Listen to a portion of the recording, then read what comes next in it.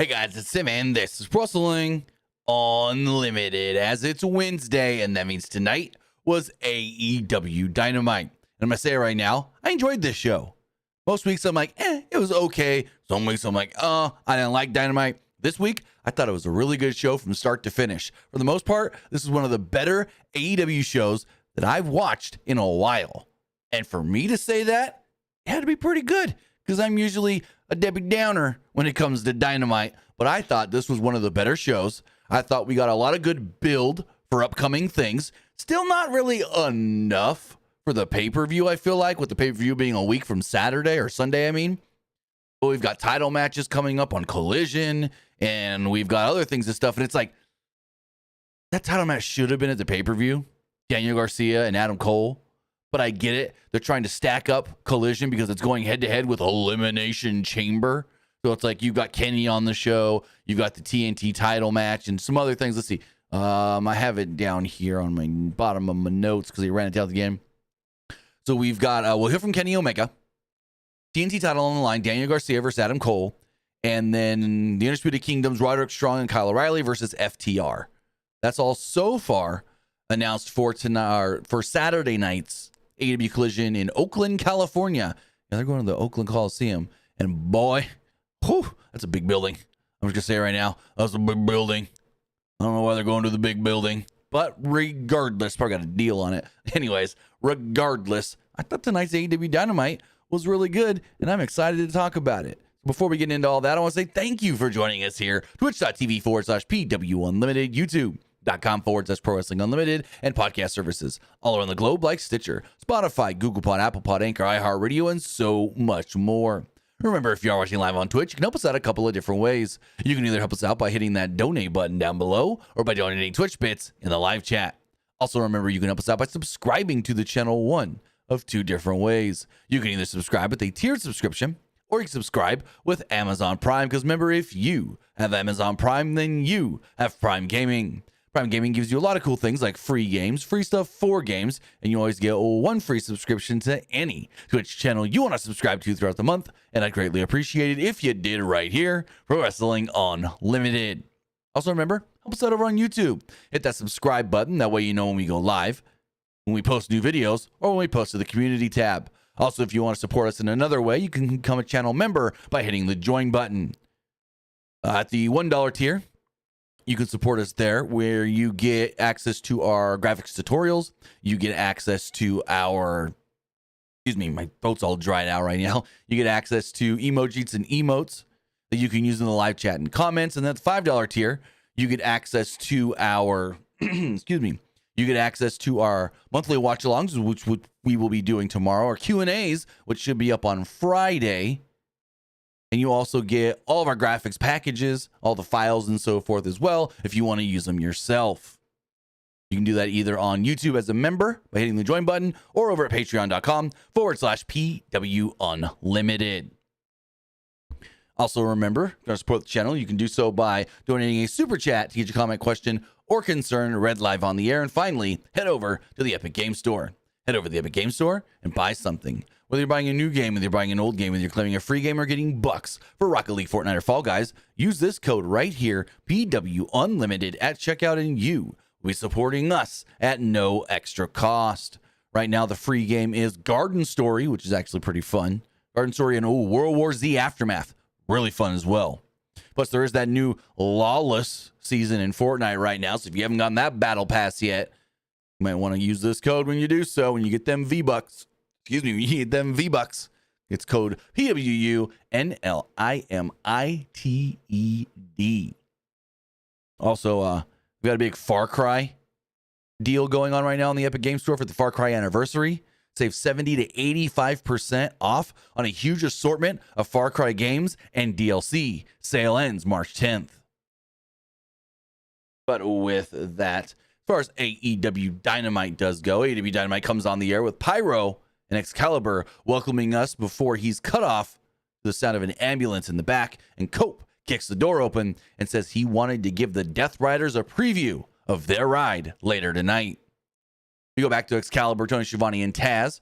Excalibur's wearing the Excalibur mask, but since they're in his hometown of San Diego, He's got the San Diego logo, the Padres logo, basically, on his mask, which I've got a black and orange Excalibur mask sitting around here somewhere. I'd grab it if I knew where it was, but I don't exactly know where it is at the moment. Anyways, they're running down the card for tonight. And then we get a pre-recorded video of MJF. I guess they wanted you to think he was getting his better or bet on yourself tattoo lasered off. But here's the problem. And correct me if I'm wrong, ladies and gentlemen. Chat, correct me if I'm wrong. Commenters below, correct me if I'm wrong. They were doing this, and he's in a dermatology office, and they're doing like he's getting the tattoo removed on his right leg. But isn't the tattoo on his left leg? Again, correct me if I'm wrong. I'm going to look this up really fast. He was laying on his stomach, and the guy was on his right side. So right leg. A MJF tattoo.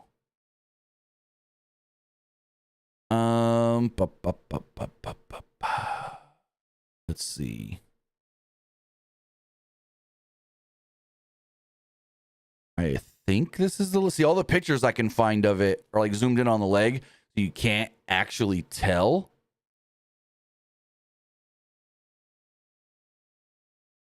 Yeah, I can't actually tell, but I think it's the left leg. Let me see something else.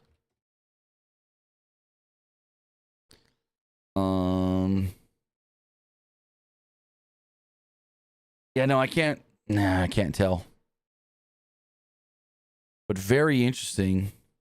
So I don't think he actually got the tattoo removed, though. That's the thing.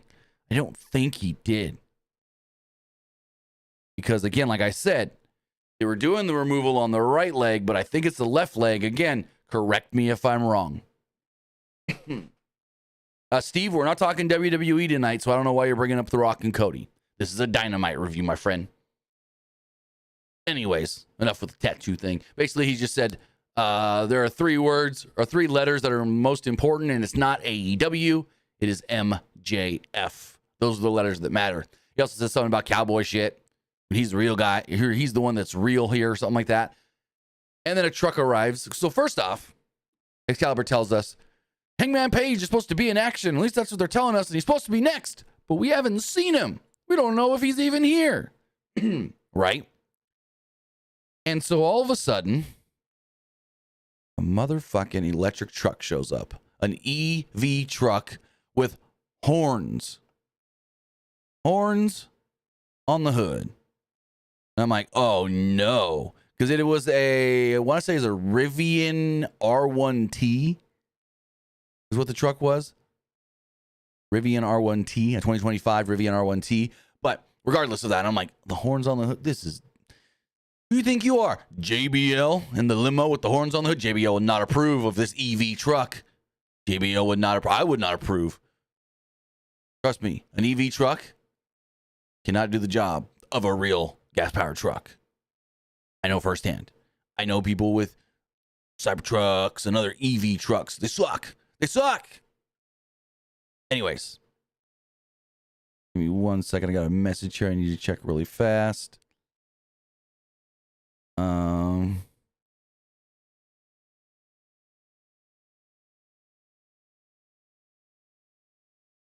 Oh. What the? Oh, never mind. Okay, never mind.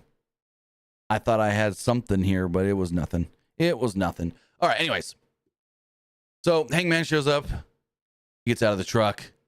He goes straight down to the ring, and he fights Aaron Solo. And this match doesn't last no longer than a handshake. Bell sounds. Page fires off a boot. Corner punches and bunches. Solo floated over an attack and hit a corkscrew kick, but missed a follow-up clothesline, allowing Page to clock in with a standing lariat before hitting a buckshot and picking up the quick win. Page then grabbed a chair and a microphone and set it up in the ring post-match.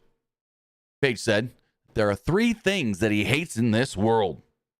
Running out of biscuits, English ivy, which I don't know what that is, and when a little bitch spits in his face, which is what MJF did last week. So he's going to sit here till someone finds him MJF and drags him into this ring to suffer an ass beating of a lifetime.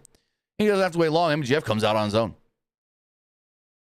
MJF wipes his hands, or comes out wiping his hands with a bloody towel. And we're just here going, what? He asks if Page is nuts wanting to fight right now, as he's heartless, and MJF isn't fighting right now.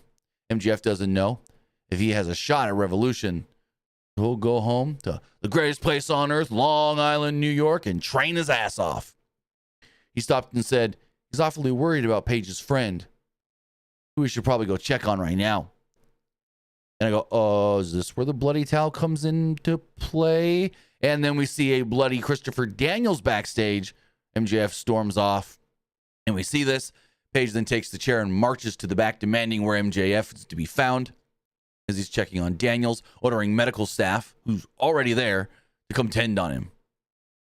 Commentary then tells us Daniels was obviously a sacrificial lamb in this feud, but reminds us how far Page is willing to go to gain revenge for his friends and family. Now I'm about to sneeze. I think I could feel it tingling right here in my nose. Right here, I can feel it. You hate that? When like it tingles, and you feel like you're gonna sneeze, and then you don't, and now nothing. Anyways, oof, that was weird. Moving forward, they cut to the crowd, and there's these two people up in the skybox. You're like, who's that up there? Oh, it's Don Callis and Kyle Fletcher. They're probably out here to watch the next match we've got coming up. Will Osprey and Brian Keith, who's trying to take the bounty that Don Callis has put on Will Osprey. So before that, though, highlights of Jericho defending his ROH title in a pretty good match against Bandito on Collision. Earlier today, Renee Paquette is backstage outside Jericho's dressing room. She congratulated him on his successful defense. Jericho said that he knows she's there purely how he treated her last week. Paquette questioned how Jericho got involved in this Will Osprey situation and having Brian Keith answer the bounty. Don Callis then walks out of Jericho's dressing room with Mark Davis and called Osprey a degenerate piece of garbage. Callis said that Jericho assured him that he has a solution for his Will Osprey problem, and Jericho has a, quote, bounty hunter at his disposal, and said that Brian Keith will take it to Will Osprey. He will beat Will Osprey. He then called Brian Keith the man. Callis was thrilled about this and walked off with Mark Davis by his side. We did get Will Osprey versus Brian Keith. One of the best Brian Keith matches I have seen. I will say that for sure. So Keith did have the early advantage, but a quick snap Hurricane Rana from Osprey did turn the tides. Both traded stiff chops, but Keith connected with one and connected one straight to the throat of Will Osprey as Taz dropped an Abdullah the Butcher reference. Osprey then put the brakes on and hit a big boot and a standing sky twister press to Keith. Osprey wound up going for the hidden blade, but Keith tried to take a powder, only for Osprey to meet him with a slingshot dive. Back inside the ring, Keith sidestepped a Pip Cheerio attempt and sent Osprey to the floor, where Osprey seemed to jam his leg up a bit, putting Keith in control during the break. Back from the break, Osprey fired back with chops and a handspring corkscrew kick. Corner charging boot led to a Pip Cheerio flush for a near fall. There's Kawada kicks that connected, but Keith responded with an enziguri and a big-time lariat. Osprey managed to hit a Sundog Millionaire, followed by an Os Cutter flush for another near fall. Osprey then stared down Callis and Fletcher in the crowd. With that distraction, it allowed Keith to hit a pump knee strike. There was an Emerald Tiger driver that connected for a 2 as well, and the visual of Keith not believing that he actually didn't get the pin was great. Like the way he was just like so shocked that Osprey actually kicked out. Keith then went for it again, but Osprey rolled through into a Styles Clash, hit the hidden blade, and pinned the bounty hunter to, well, win the match and not have the bounty collected. Fonzie, send me the proof, whether on Twitter or an email to anybody at 89@gmail.com. Because the only thing I could find was a zoomed in picture of the leg, and I couldn't tell if it was the right or left leg. So either tweet it to me, Fonzie, or email it to me, because I want to see. Anywho, post-match, Gallus and Fletcher dared Osprey to come get them. And Osprey obliged, jumping the barricade and into the crowd. The two met on the stairs halfway up the crowd and started brawling until they were separated by security as the crowd is chanting, "Let them fight! Let them fight! Let them fight!" Eventually, they were broken up. Fletcher stormed off, and Osprey celebrated with the fans. We then see footage of Timeless Toni Storm winning the AEW Women's title at Grand Slam, and then the next week being attacked by Mariah May on Collision. We're told that Storm has been told that you can't travel due to injury or beat down or whatever they want to call it, and that we'll get an update on her condition on Collision this Saturday. So it sounds to me they're really trying to bolster up Collision right now, and so this Mariah May Toni Storm feud is basically exclusive to Collision because they feel like, oh, it's the best women's thing we got. Maybe it'll entice people to watch to see what we do with that feud and that storyline next, which is smart to have some things exclusive to Collision to help it. Messenger on what, Fonzie? Twitter, Facebook, email, where'd you send it? Let's see if I can find it. I'm not seeing it, Fonzie. Unless you sent it. Hold on. Messenger where, Fonzie? I'm not seeing it anywhere. Facebook.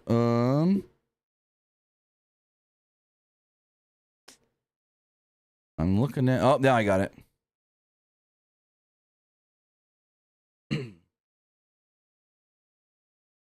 Hold on, I gotta mute this. You sent me a video. I gotta mute it real fast. All right, let's see.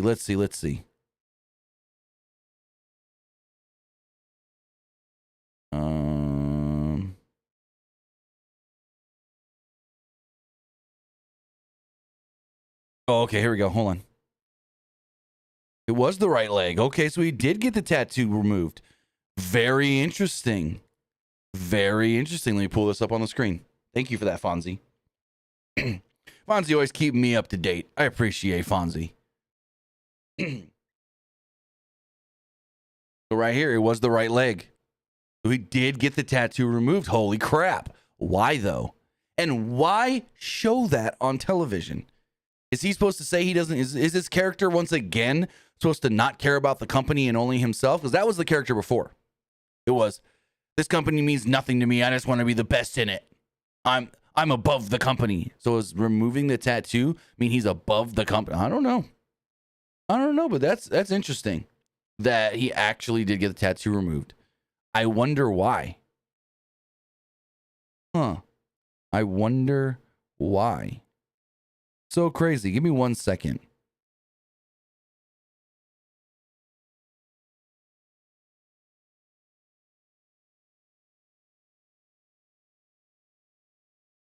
Now, my question is he now getting it removed because he doesn't want to be in AEW anymore? Because he's contemplating maybe leaving when his current deal's up? I don't know. That's a head scratcher, I would say. Anyways, thank you, Fonzie.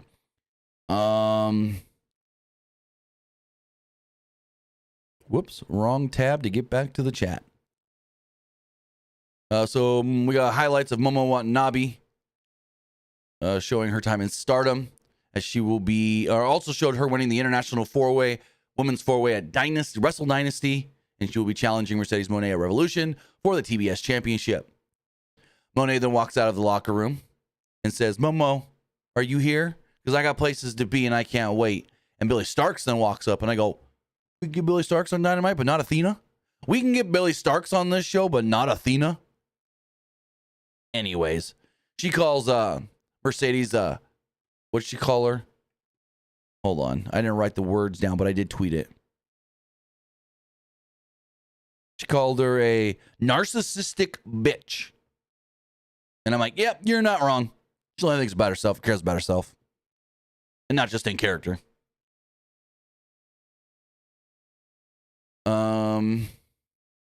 Starks then reintroduces herself and said, Moné should watch her back, and we see Momo walking up with a baseball bat. from behind. Monet then ducks a baseball bat and bails, dropping the title, the TBS title, that is. Momo then picks up the title and says, "Bye-bye, Monet Train. At Revolution, I will leave with the gold." Starks then says, "Title looks good on you." And yeah, interesting use of Billy Starks here. But again, no Athena, the best woman they have. I mean, you can argue Toni Storm is better. You can argue Mariah May is the equal to Athena. But Athena is top 2, top 3 women in this company, I guess, if you count ROH. Because if you, it still baffles me that she's ROH exclusive. And I don't know if that's her decision, Tony's decision, or what. But now we got Billy Starks over here. What, has she been called up? I don't know. But I am interested to see if they play into this. And like Athena talking down to Billy, or berating Billy, going, what are you doing wasting your time there? Why are you messing with Mercedes? What, you want to try to go for her title because you couldn't beat me for mine? Just saying. I don't know, but I can see them maybe try to play this up somehow. Some of the tag team action was the Outrunners against the Murder Machines, and I was a little flabbergasted on this one. Because basically, the Murder Machines, Brian Cage and Lance Archer, won a title shot against the Hurt Syndicate. But then they were told, hey, go beat a real team and show us that you deserve it. And then they go out there and lose to the Outrunners. It's like, okay, it would have been one thing if they went out there and then faced another jobber team, and then MVP can be like, still not good enough. No, they went out there and they lost to the Outrunners. Granted, Outrunners are over, but Outrunners ain't like a tag team title chasing contender team. And the Murder Machines took like 95% of this match. So it's like, what? This was the big head scratcher of the show, of like a why, what, huh? So Excalibur said that Taz woke him up at like 1 a.m. in the morning to tell him about the whole thing with the Outrunners on ESPN Sports Center. They were hyping up Omaha men's basketball team, and the clip went viral because the ESPN showed it. I don't know what that was all about. I don't know why they did that or how they got the opportunity, but cool on them. So Cage and Archer wasted no time at the start, but Magnum and Floyd recovered after getting beat down quickly with a series of double drop kicks. Magnum low-bridged both men and hit their poses for the crowd before we go to a break. During the break, the Murder Machines, I almost said Motor City Machines. The Murder Machines did take the control during the break. And the crowd was loudly chanting for Magnum, who continued to get beat down in the corner with a splash by Archer. Cage then tagged in, but repeatedly missed charges, allowing Magnum to hit a jawbreaker, sidestep Archer, and made a hot tag to Floyd, who ran wild. Repeated misconnection from Archer and Cage led to them not really being on the same page, which was odd. Archer flattened Floyd eventually with a boot. Cage then dropped Magnum with a Death Valley driver and a combo strike for a near fall. Cage and Archer then wanted the powerbomb chokeslam combo, but Magnum saved his partner, and things kind of broke down. Archer then no-sold Floyd's strikes before starching him with a right hand and a chokeslam for a 2. Cage and Magnum then faced off on the outside as Archer wanted a blackout, but the Hurt Syndicate's music would hit. That was the distraction needed, though, as Floyd wiggled out, got an O'Connor roll flash pin, and picked up the victory. So it's like, yes, the Hurt Syndicate did screw them, but it's still like, they lost. I don't want to see them go for the tag titles now. They're goobs. Because music distracted them enough. Not even the Hurt Syndicate coming out. They didn't come out till after the pin. Like, come on. You got distracted by music. The Outrunners then celebrated up the ramp as the Hurt Syndicate finally came out with golf claps. As Cage and Archer were furious, MVP told Magnum and Floyd, be careful what you wish for. Basically saying, you want to challenge my boys for the titles because you just beat them? Yeah, that might not be smart. Footage of Cope's quest to take out Moxley and his, quote, goon squad was shown. Starting with Pac last week on Collision with 2 concertos. Moxley said that Cope could have asked if he wanted a fight. You can appreciate someone around here actually wanting to play for keeps. Claudio Castagnoli then charged in and said that his hat is off the coat. But it's not him hunting them. And now it's Claudio hunting coat. Oh, my throat is so dry right now. Like, ugh. Excuse me. We get a video package of Ricochet's recent success and his comments last week saying that he wants to be a champion in All Elite Wrestling. Then, denying Prince Nana the request to get the embassy robe back. Speaking of Prince Nana, him and Swerve came out next. Nana had a contract in hand, and he and Strickland came to the ring. Didn't know at first what the contract was for. Strickland said 3 years ago, he looked Tony Schiavone in his eyes and said he wanted to win the AEW World title. And I go, been here for that long already? Holy crap, it doesn't feel that long. So he said it's fitting that they're wrapping up Black History Month when he made history, when he fulfilled his destiny as night and night in, night out. He showcased the AEW title to the world. And I'm sitting here going, okay, he wasn't a bad champion, but I didn't think he really did anything like super of note with the title. And the one thing that always gets me is the report of, well, the only reason he beat Will Osprey is because Will Osprey suggested it, saying, hey, if your champion beats me, it'll put him over as a top guy. So is that Osprey saying I'm above your champion and your title? That's the only thing I think of from Swerve's title run. Will Osprey going to Tony Khan reportedly and saying, hey, let me face Swerve and have him beat me to elevate him. Like, ego? Much? Just saying.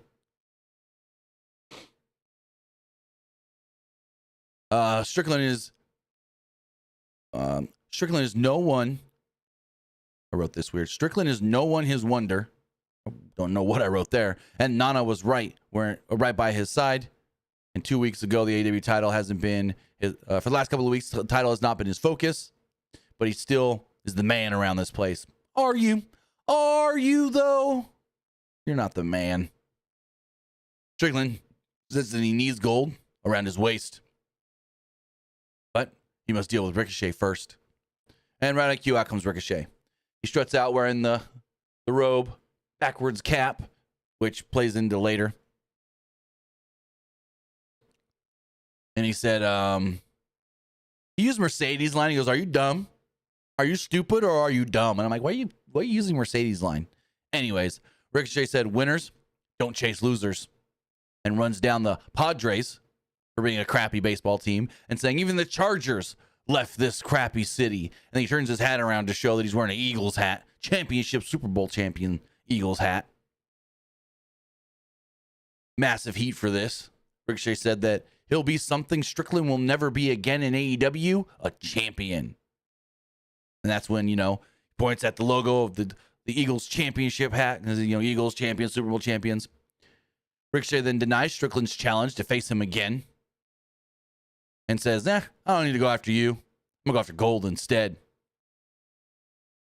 Prince Nana then says, wait. I have something here you may want to reconsider.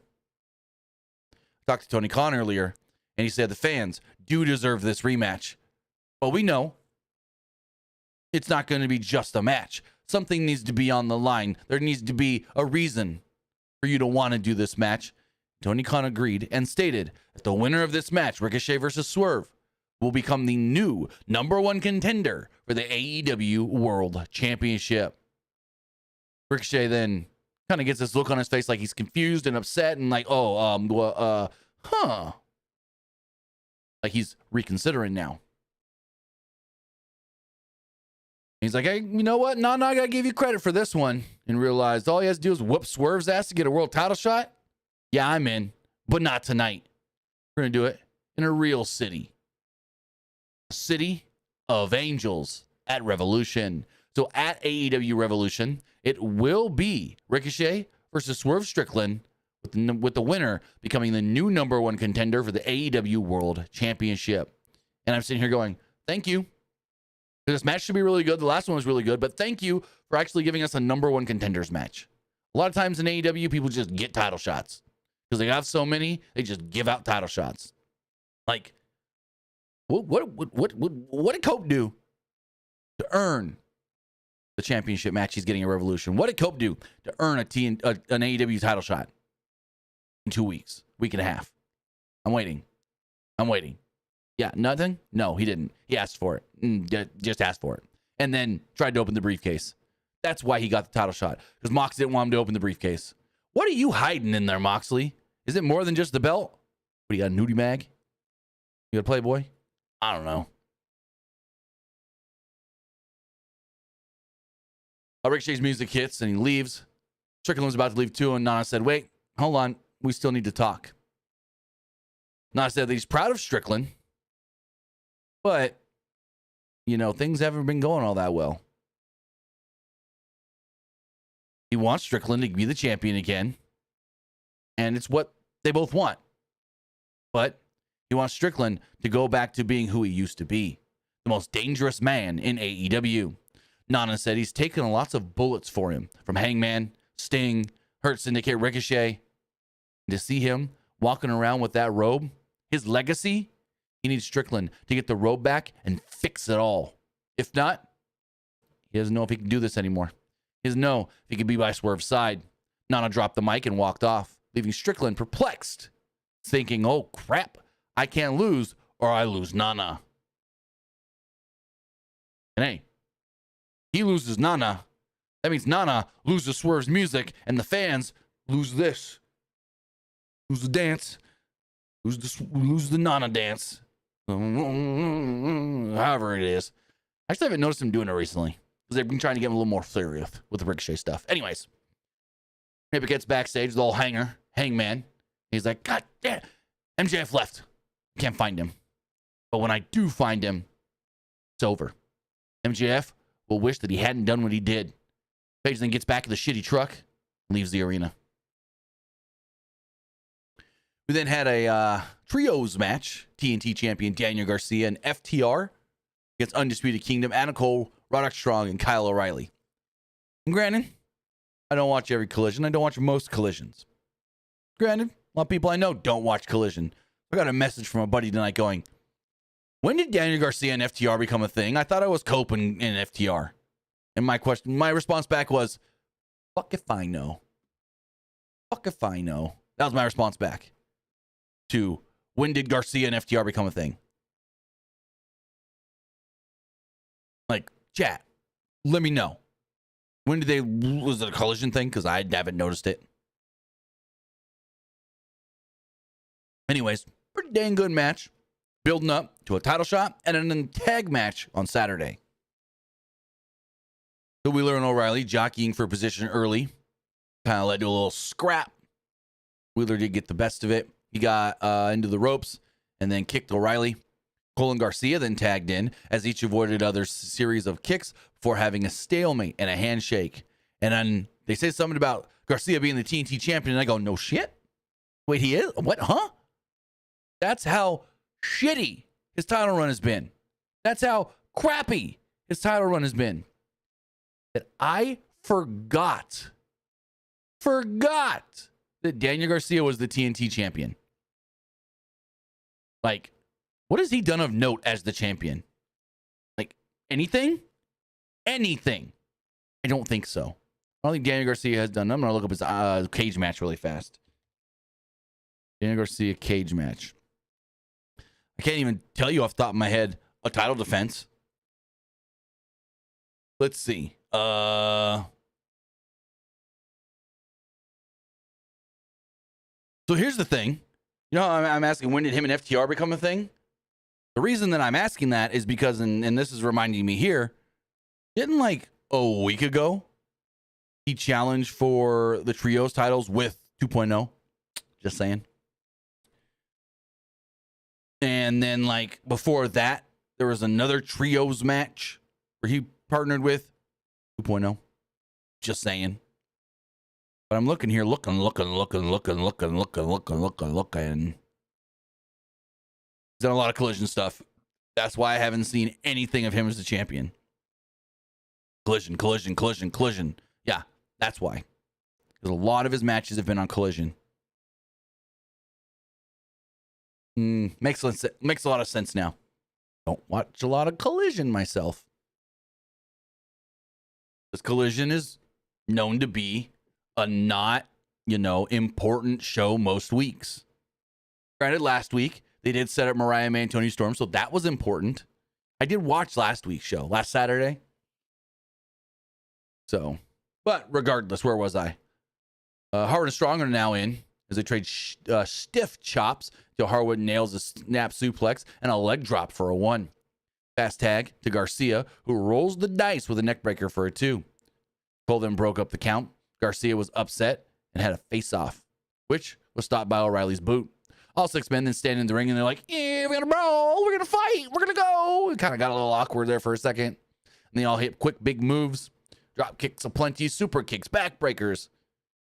Tornado DDT off the apron.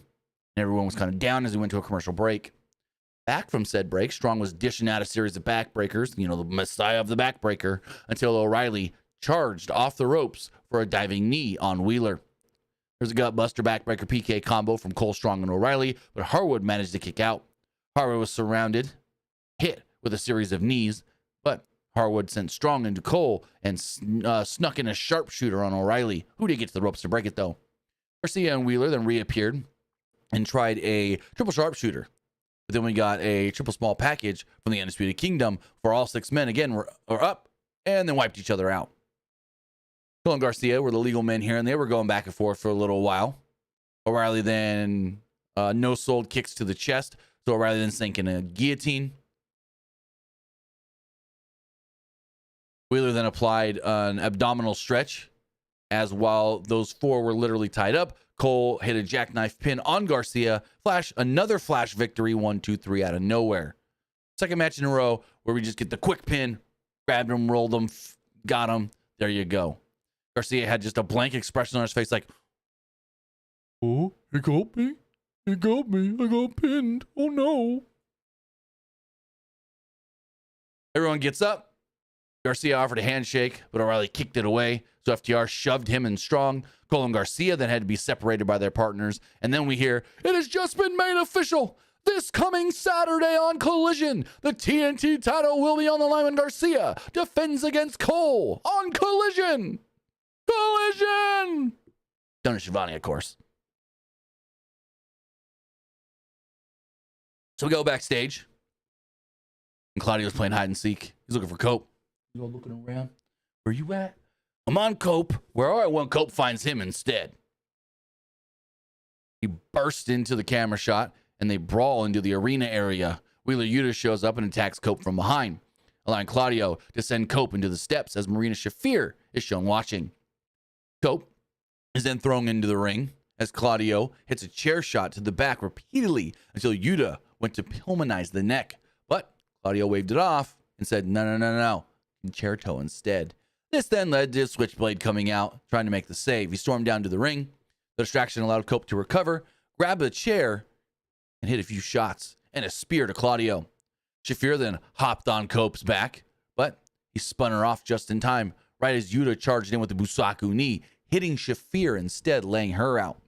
White then laid out Yuta with a Blade Runner. Claudio was placed face down on a chair and given a concerto. White then held off Jon Moxley with a chair as he was watching a helpless Death Rider in the ring. Multiple, actually. Cope then set Marina on a chair. Looked like he was going to go for the concerto and then thought different of it. When out came Willow Nightingale. Willow came out, was handed the chair, and she delivered the concerto to Marina Shafir. Moxley was in the front row of the crowd on the other side of the barricade, mortified, horrified, scared that he might be all alone now. Cope and Nightingale then stood tall, and I go, well, I would have assumed mixed tag, but she just took out Marina with the concerto. Unless Marina's one tough bitch and comes back in a week saying, I'm going to fight you, then okay. But it seems like Cope did what he said he was going to do. But take out all your cronies, your goons, to where it's just you and me at the pay-per-view. But here's my question. Did he take them out a little too early? He's still giving them, 10 days to recover? 11 days? Alexa, how many days till March 9th?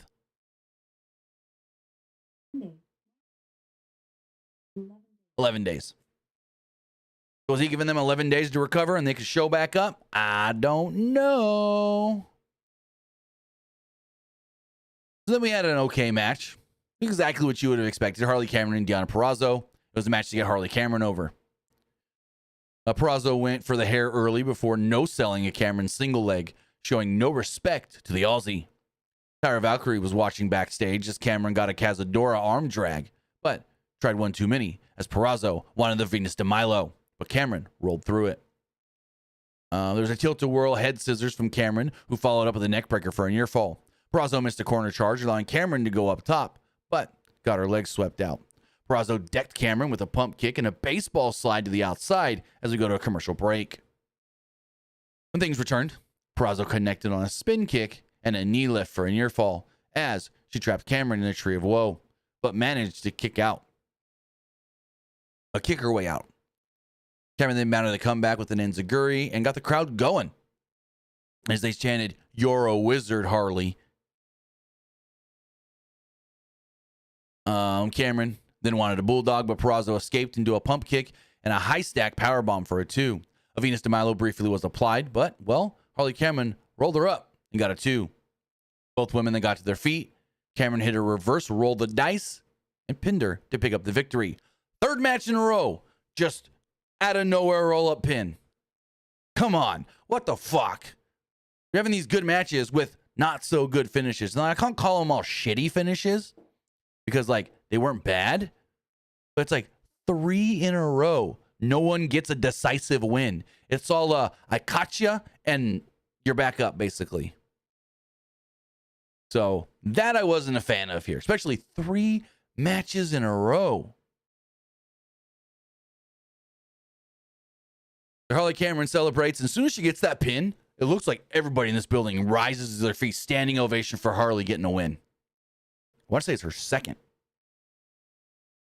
We then see Marina Shafir and Claudia Castagnoli loaded into the ambulance together as Cope, Willow Nightingale, and Switchblade close the doors and send the ambulance on its way. So I guess they didn't take out Wheeler Yuta, because he didn't take a concerto.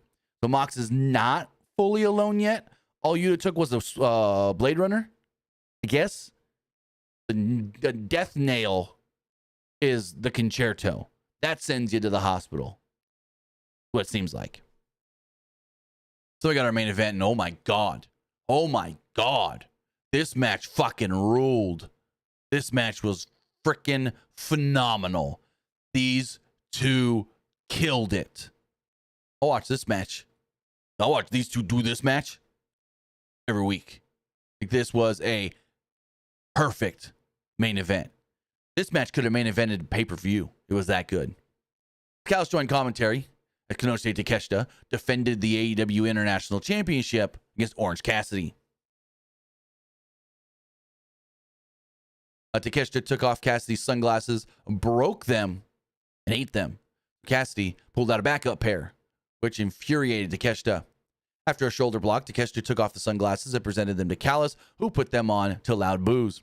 The distraction allowed Cassidy to fire off a quick arm drag before both avoided pump knees and an orange punch into the stalemate. Takeshita dared Cassidy to hit him, and so the slow-mo strikes were thrown. So Takeshita fired off a forearm.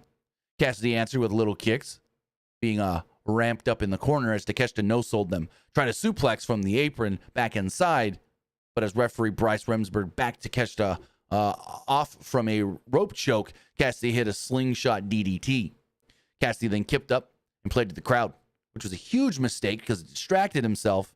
And Takeshita rose up and decked him with the forearm, putting him back in control as we go to a break.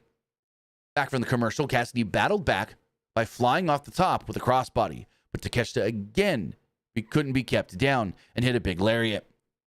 Cassidy avoided a blue thunder bomb, floating over and trying to hit the spinning DDT, but Takeshita blocked it. Cassidy then tried a stun dog millionaire, and well, Takeshita blocked it and countered it into a wild blue thunder bomb for a 2. Incredible sequence here. Cassidy then collapsed before Takeshita could hit the pump knee. So he tried to avoid it. He tried to go for a power bomb. Cassidy then countered, tried the beach break, but both tumbled to the outside. Callis then left commentary to try and get in some shots, I guess you would say, but the referee caught him, stopped them. Takeshita then hit a forearm shot, but Cassidy cleared off the commentary table, daring Takeshita, fight me. He put his hands in his pockets. Takeshita obliged and went for a power bomb, but Cassidy instead connected with the beach break as they broke the table. Barely, but they broke the table and collapsed. Takeshita barely broke the count to get back into the ring as Orange was already back in the ring. He rolled right in to an orange punch. Takeshita went right back to the outside where Cassidy hit a suicide tornado DDT as he ripped his sunglasses off of Callis. Cassidy went for a diving DDT back inside, but Takeshita waffled him with a forearm in midair. Takeshita wanted to go for the Fire Thunder driver, but Cassidy countered into a Stun Dog Millionaire. Cassidy wanted a Cazadora, but Takeshita countered into a Bastard driver. He went for another, and Takeshita turned it into a massive flipping Cazadora for a near fall. Cassidy looked for a home run orange punch, and Takeshita cut him off. One final forearm, hit the Fire Thunder driver, and pinned him to retain the title. Decisive victory. Hit his finish. God, is it that hard? So he wins. And if you were in any doubt that this wasn't the match, it's now official. Takeshita will defend the International Championship of Revolution against Kenny Omega. And so they're stalling for like a minute or two here. And I'm like, oh, they're waiting for Kenny to come out. They're waiting for Kenny to come out. And then we see the graphic. We will hear from Kenny Omega this Saturday on Collision. So no Omega tonight.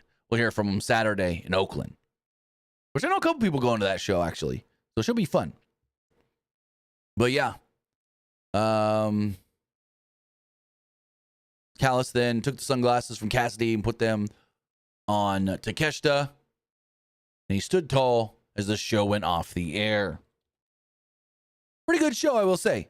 A couple of infuriating things, like the 3 basically roll-up flash pins in a row. Like, we ain't getting no decisive victories. You got Adam Cole over here becoming number 1 contender, getting a title shot, and he just caught the champ. He didn't even actually hit the boom, lower it, and pin him. No Panama Sunrise, no none of that. Like, come on. If you're going to have a guy get a win to earn a title shot, it's got to be a decisive win, not an out-of-nowhere win. But with all of that, let's get the poll going on Twitch. What did you think of Dynamite? I liked it. It was all right. I didn't. Oops.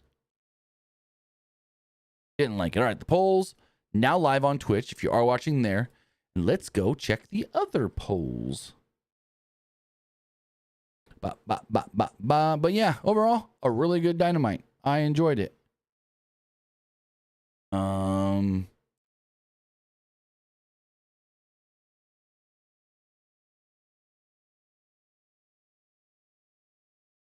Hold on one second. Oh, I didn't even catch that. There's a clip here on Twitter where they cut to Christopher Daniels when we first see him bleeding. And he's literally, I don't know if he's blading or if he already bladed and he's punching it to try and get more blood out. But he's literally going like this to his head. Like he's either trying to make it bleed more or he's blading himself again. But he's got no blade in his hand or around him, so I don't know. Weird. Anyway, as far as the polls do go, looking at the Threads poll, 50% liked the show, 50% thought it was just all right. Looking at the Twitter X poll, 50% didn't like the show. Whoa! The week I liked the show, all you people don't like it. 50% didn't like the show, 32% liked the show, and 17% thought it was just all right. Looking at the community poll here, 62% liked the show, 22% didn't like the show, 16% thought it was just all right. We got some trolls in the comments here on the Twitch poll, or the community poll, so I'm not even going to read those. As far as the live poll does go, 70% liked the show, 19% thought it was just all right, and 11% didn't like it. And as we look over on the thread, or the Twitch, I can't speak, they all start with the T. Twitch poll, 67% liked the show, 33% thought it was just all right. But with that, guys, that is going to wrap everything up. I want to say thank you for joining us here. Twitch.tv/PW Unlimited. YouTube.com/Pro Wrestling Unlimited, and podcast services all around the globe like Stitcher, Spotify, Google Pod, Apple Pod, Anchor, iHeartRadio, and so much more. With that, remember, we'll be back live on Friday for Friday Night SmackDown, and then Saturday for the Elimination Chamber. With that, have a great rest of your week. Have a great rest of your Wednesday night, and I'll see you next time. Have a good one, guys.